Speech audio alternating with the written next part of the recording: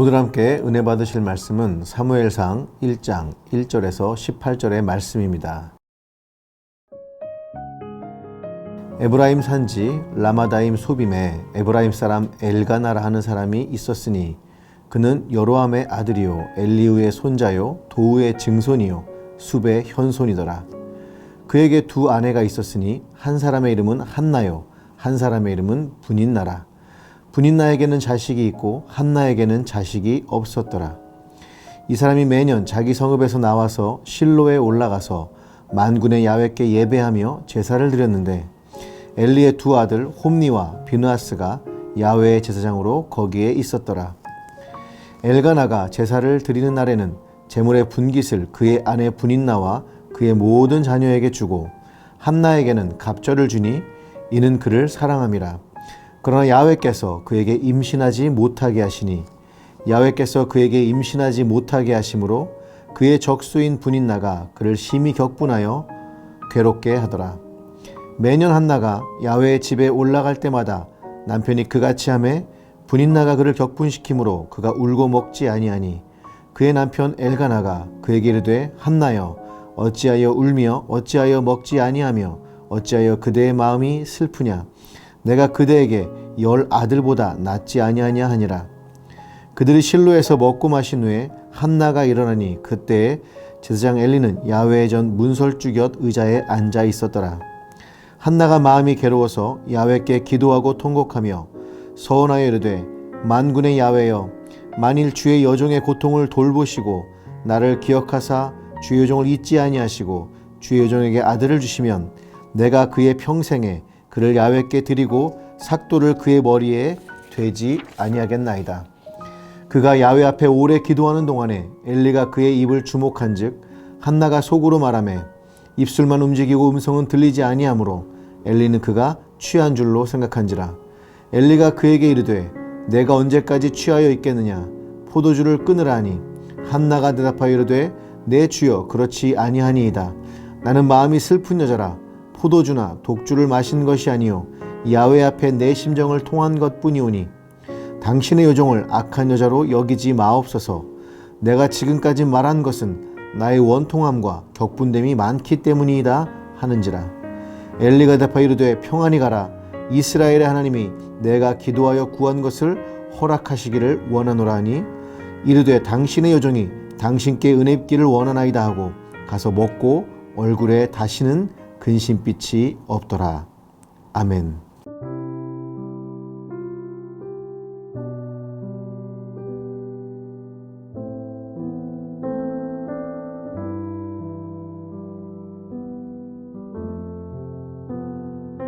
할렐루야. 여러분의 선김이 노상진 목사입니다. 사무엘상은 사사기와 왕정으로 이어지는 과도기의 시대를 그리고 있습니다. 한 시대에서 다른 시대로 건너가는 것은 엄청난 대가를 지불해야 합니다. 대가 지불 없이 되지도 않기 때문에 매우 큰 고통을 수반합니다. 다른 시대로 넘어가는 사건은 왜 발생되었을까요?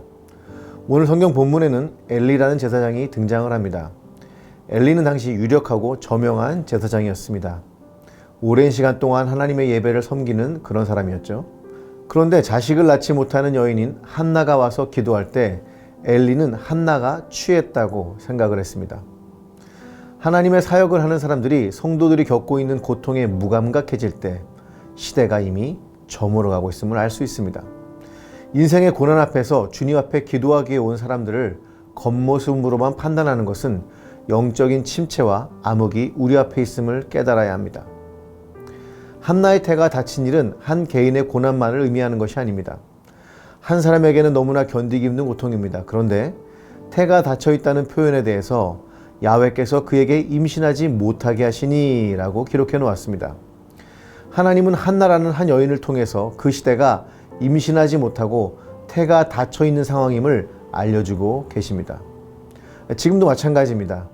아이들의 출산율이 떨어진다는 것은 한 사회가 망해가고 있다는 증거입니다.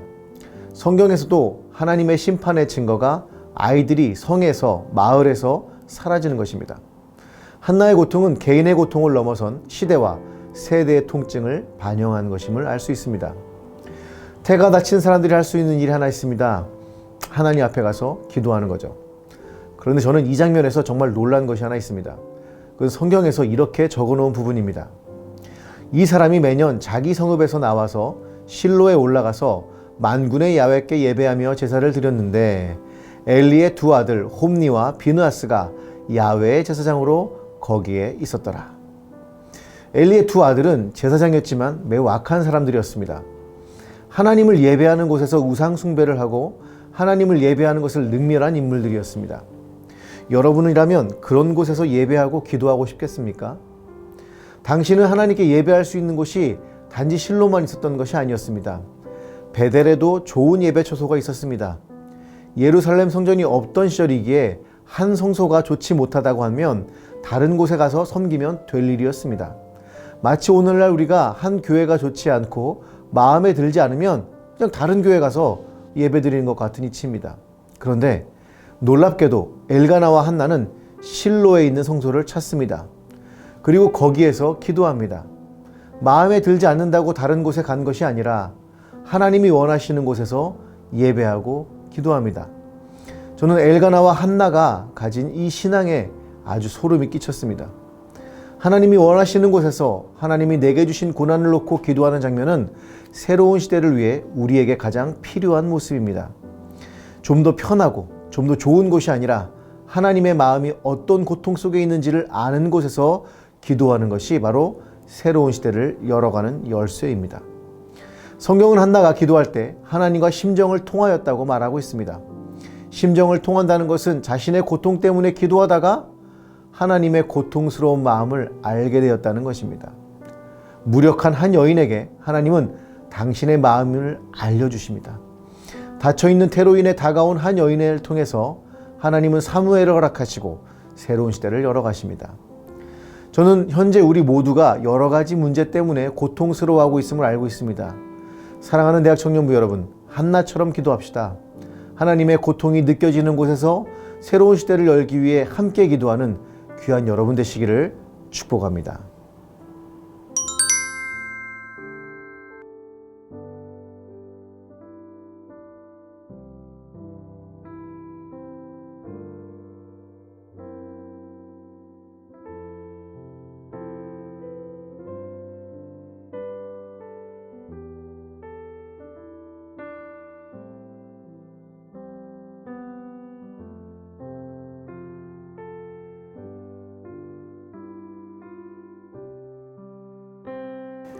기도하시겠습니다. 하나님의 고통은 보이지 않고 우리들의 고통만 호소하는 우리를 용서해 주옵소서. 하나님의 고통을 볼 수 있는 자리에서 기도하게 하시고 새로운 시대를 향해 우리를 헌신하게 하옵소서. 예수님의 이름으로 기도합니다. 아멘.